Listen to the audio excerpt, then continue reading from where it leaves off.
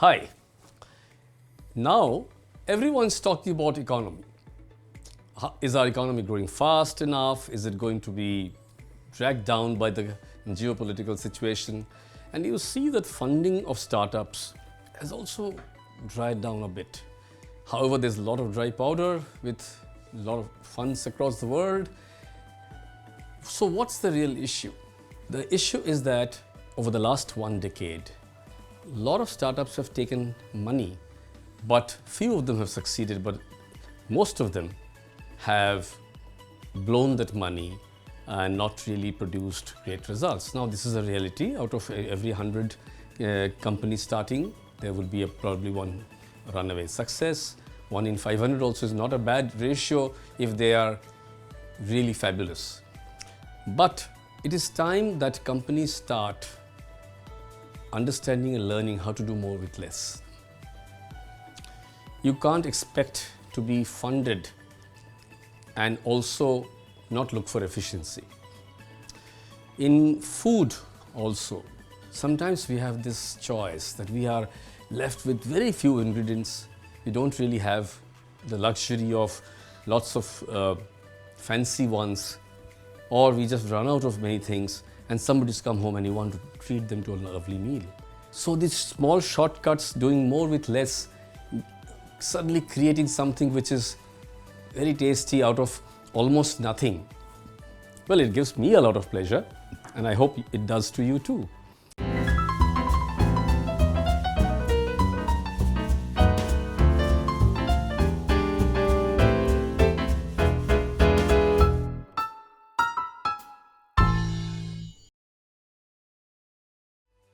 Myself, Dr. Joydeep Roy, the work-in-progress chef who's trying to learn the culinary arts, and I think I'm going to learn lifelong.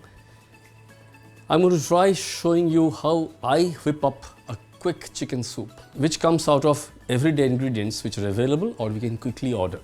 And I'm talking of a chicken soup which I'll make from, well, surprise, surprise, from a chicken dim sum, a chicken momo.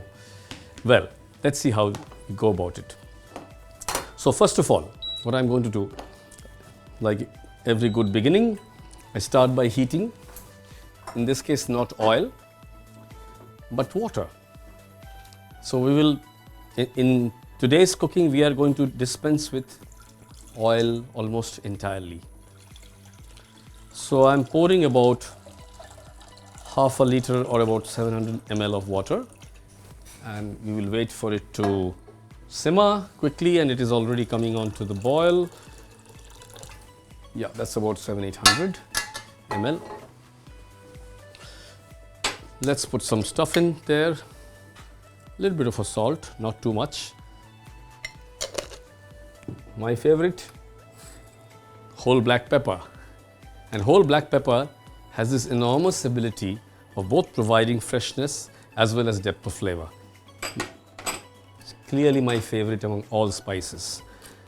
Well, there is also Venus spice, which I've talked of often, star anise.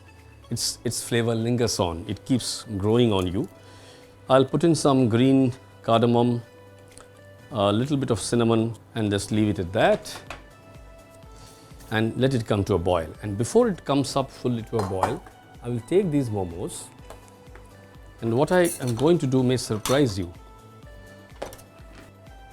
So I'm going to cut them in half, take out the chicken and put them in here. So I am going to throw away the flour. We can always make something out of it, or we can just decide to be healthy. Very simple. Push out the chicken, which is already cooked, and it can be done very, very fast. I've put in about 10, should be enough. So here it is. The water is, it's already showing bubbles, and I'm waiting for the spices to be really working, and they of course work on their own. They start giving the water a nice character of their own. In goes the chicken, and it's time to cover. Well, I can't call it culture changing, but I think experimentation or inclination to experiment is changing. And I've been studying tourists all my life. I have been traveling as a tourist, also living in different countries. So I have seen people earlier afraid of experimenting. I think that's also because of lack of information. If there is a vegetarian person traveling abroad or a Jain Indian traveling abroad, and if they found a piece of food stuff, they would be suspicious whether it contained something which is of animal origin. Today it's very easy to use Google because the name could be in French. So it's easy to use Google or Google Lens or something to figure out what it contains. Does it contain anything that is an anathema to the person? And if not, people are ready to experiment. The hunt for Indian restaurants abroad for every tourist trip is not so heavy. People are trying the food, Mediterranean food, they're trying Japanese food. There's so much of Japanese food coming up, which earlier people used to be afraid of having the almost cured or raw proteins. No longer. We start skinning a few more. What do we do with these? Well, you'll see. Well, it's reached a boiling point, so I think it's time to shut off the heat. And all I will do with these is I'll just crush them up. I'll use my hands this time because they lend themselves to crushing very well. You can use an instrument, but the important thing is to make sure they're discreet and they're ready to be dunked into the soup. Now you might be wondering, is it so simple? Well, it is. And sometimes the most tasty dishes can be made in the simplest of fashion, just like some of the businesses also. So what do we do next? How do we really make all of this into soup? Well, here we go. My favorite part. I get to blast it.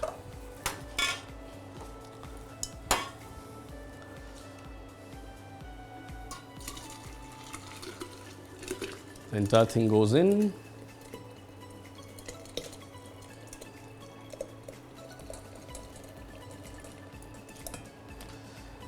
I can keep some of the pepper there. Well, here goes. There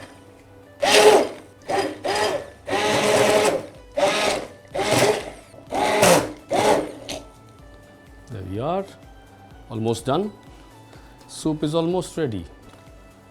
Well, there's a danger of me getting dunked by the soup, so at this point of time I am going to put on an apron, and I'll strongly advise you to when handling hot and staining liquid. So here am I, ready for the last bit of swirling before we serve. As you see, the chicken is getting mashed in effectively within the liquid. The flavors had already got mixed along with the spices that I gave. Because it was cooked chicken, I have given very little salt, just enough to offset the additional water, and here we are. So all we have to do now is to pour. So let us use this. I'll take a plate. Incidentally, these plates that I found, they are made of wheat husks, rejected wheat husks, which normally are now burnt away at the end of an agricultural season. Here we are. Now, having poured so far, I'm going to pour the rest of it here because I want those spices to get stuck, not the chicken. And now a little bit of the goodness of the chicken to flow in through this. As you can see, because I'm using a wide strainer, some bits are coming in, and that's great. So it's not an exactly fully clear soup, but a cloudy soup, and that's what we are trying to make. And what I'll do now is I'm going to take some of this cooked chicken, and just like you sprinkle greens or you sprinkle stuff into your soup or any other gravy, I am going to sprinkle some of this into the soup just like it was, so that there's a base. You can do the reverse also. You can first put this and put the soup as you wish, which gives it a bit of a body. You have a soup, a chicken soup, which has all the essential goodness of the momo with some addition of spice which I have given, ready to eat. Made with almost nothing, just out of momos that I ordered. Easily servable to your guests. Put in a soup spoon, and so here we have a hearty bowl of chicken soup made with almost nothing, just some momos and hot water and some spices, ready to be served in quick time to your guests. And healthy too. Bon appetit.